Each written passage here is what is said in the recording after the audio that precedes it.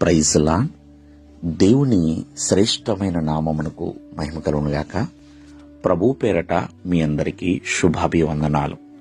ఈ ఉదయకాలము దేవుని వాక్యాన్ని విందాం. లూకాసు సువార్త 17వ అధ్యాయము 17వ వచనము. అందుకు యేసు 10 మంది శుద్ధులైరి కారా, ఆ 9 ఎక్కడా? ప్రియమైన వల్లరా, ఈ వృత్తాంతం మనకు తెలుసు. 10 మంది కుష్ఠరోగులు. మరి 10 మంది కుష్ఠరోగులు ఆయనకి ఎదురుగా వచ్చి దూరముగా నిలిచి, ప్రభువా మమ్మల్ని కరుణించు అని కేకలు వేస్తారు. మరి కేకలు వేసినప్పుడు, ప్రభు మీరు వెళ్ళండి, మీ యాజకులకి కనపరుచుకోండి అని వారికి సెలవిస్తాడు.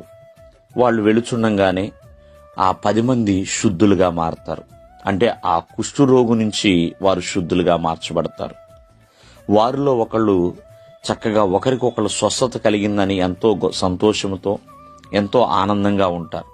కానీ ఆ ఆనందాన్ని ప్రభువుతో పంచుకోవటానికి, ప్రభువుకు కృతజ్ఞత చెల్లించడానికి ఒక్కడ మాత్రమే వస్తాడండి.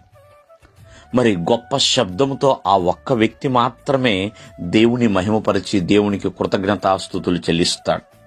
అప్పుడు యేసుక్రీస్తు వారు 10 మంది శుద్ధులవలేదా, మిగిలిన ఆ 9 మంది ఎక్కడా అని అడుగుతున్నాడు. ప్రియమైన వల్ల, ఎందుకంటే ఆ అన్యుడు తప్ప మరి ఎవ్వరూ కూడా దేవుణ్ణి మహిమపరచడానికి రాలేదండి.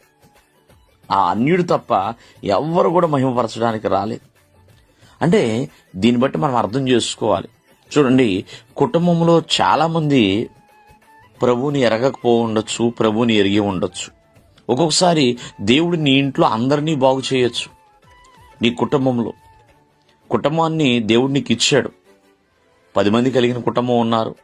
6, 7, 8, 4, 3 ఇలా ఉంటూనే ఉన్నారు 5గురుగా.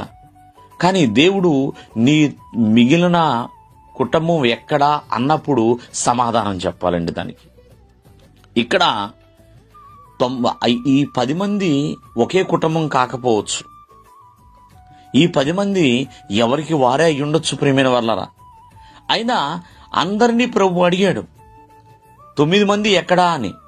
అలాగే ఇంట్లో ఎవరైతే రక్షణ పొందుకున్నారో, ఎవరైతే ప్రభువుని విశ్వసించారో వారందరినీ కూడా ప్రియమైన వాళ్ళరా ప్రభువు కానొక రోజు అడుగుతాడు, నీ కుటుంబం ఎక్కడుంది అని.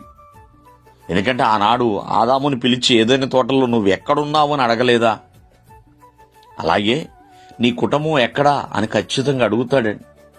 ఏముందిలే, నేను ఒక్కడనే మందిరానికి వస్తే సరిపోయిందిలే, నేను ఒక్కడనే దేవుణ్ణి ఆరాధించుకుంటే సరిపోయిందిలే అని అనుకుంటున్నావేమో.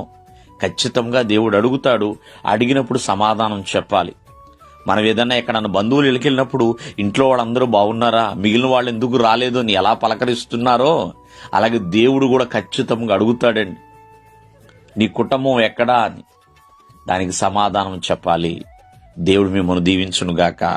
ఆమేన్.